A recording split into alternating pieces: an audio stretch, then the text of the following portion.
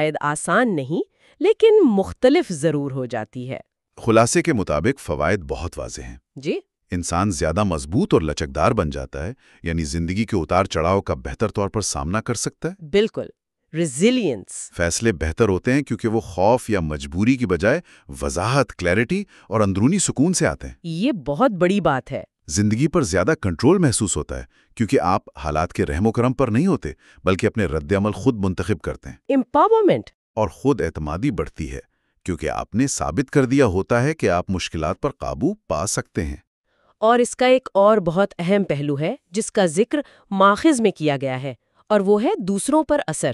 اچھا، وہ کیسے؟ جب کوئی شخص اپنی اندرونی جدوجہد پر کامیابی سے قابو پاتا ہے تو وہ انجانے میں اپنے ارد گرد کے لوگوں کے لیے، خاص طور پر ان کے لیے جو اپنی ہی مشکلات میں پھنسے ہوئے ہیں، ایک مثال، ایک رول ماڈل بن جاتا ہے۔ اس کی کہانی دوسروں کو امید اور تحریک دیتی ہے کہ تبدیلی ممکن ہے۔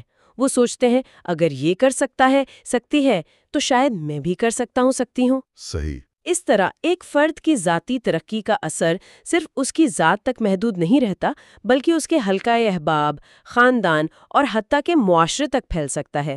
یہ ذاتی تبدیلی کے وسیع تر اثرات کو اجاگر کرتا ہے۔ زبردست۔ تو خلاصہ کلام یہ ہے کہ بریانا ویسٹ کی کتاب دی ماؤنٹین از یو کا مرکزی پیغام، جیسا کہ ہمارے ماخذ اپنی ذات کی چوٹی سرکرے میں پیش کیا گیا ہے، بہت طاقتور ہے۔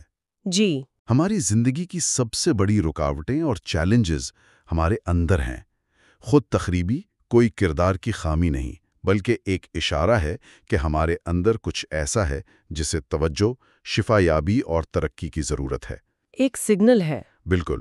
اور سب سے امید افزا بات یہ کہ اگر ہم اپنی اندرونی دنیا، اپنے خیالات، عقائد اور جذبات کو بدلنے پر کام کریں تو ہماری بیرونی دنیا، ہمارے حالات اور تجربات خود بخود بدلنا شروع ہو جاتے ہیں۔ اندر کی تبدیلی باہر ظاہر ہوتی ہے۔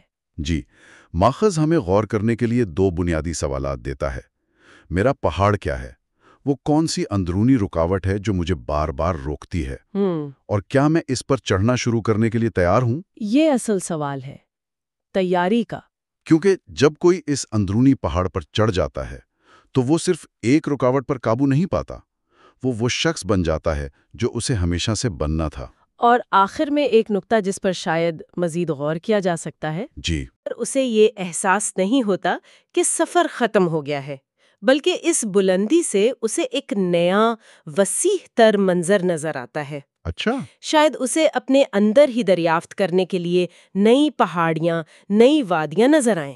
شاید پہاڑ سر کرنا کوئی حتمی منزل نہیں بلکہ خود شناسی، سیکھنے اور مسلسل ترقی کا ایک نہ ختم ہونے والا عمل ہے۔ ہر چوٹی، ہر کامیابی شاید ایک نئے اور گہرے سفر کا نقطۂ آغاز ہو۔